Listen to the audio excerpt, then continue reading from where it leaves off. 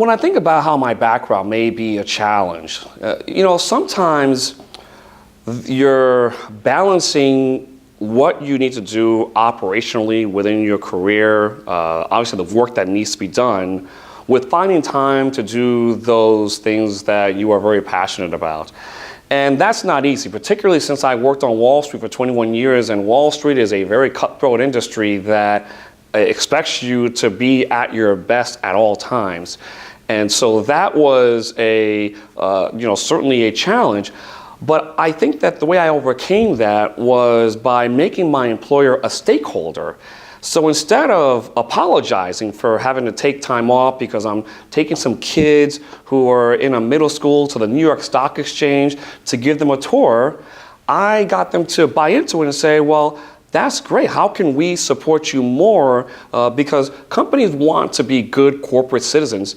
And so that was one of the things that I overcame, so that I didn't feel like I had to apologize for taking some time off to do things important in the community. But there's also the challenges that we face every day. Yes, there's racism in America. Yes, there's bigotry in America.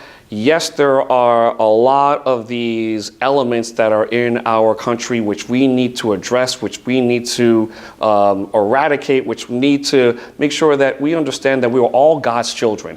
And so I am one who am a strong believer that I may not be able to change the whole wide world, but I can change people one person at a time.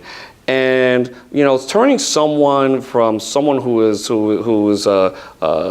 sees you in the wrong way because they're looking at you because of your skin color or your accent or your background, and then so that way they now not only see my success, but they're also conscious of my culture.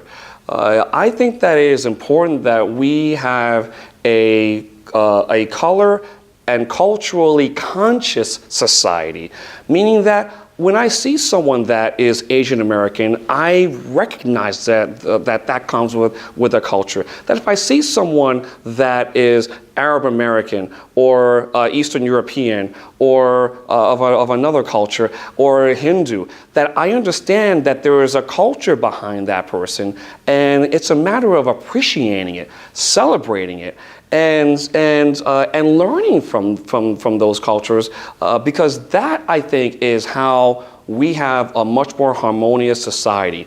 I'm always very conscious when someone says, well, I'm completely colorblind to everything. And I think that many that say that are well-intended. The challenge is that I'm not sure that I don't want someone to see that I'm black and that I'm Dominican and that I'm Latino. I want them to see me for who I am completely, internally and externally, and recognize that with that, there is a culture, there's a language, there are things that I want you to appreciate, because that is the truest sense of diversity and inclusion. So that is what I would love to continue to attain.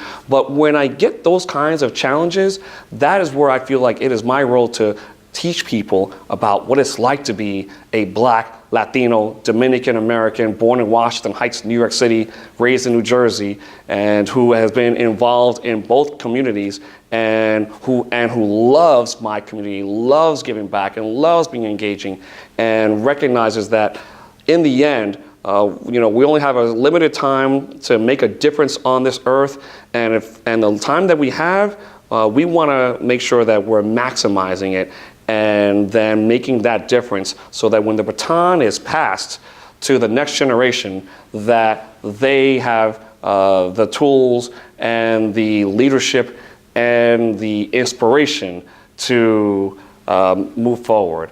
And that, to me, is all about inspiring diversity.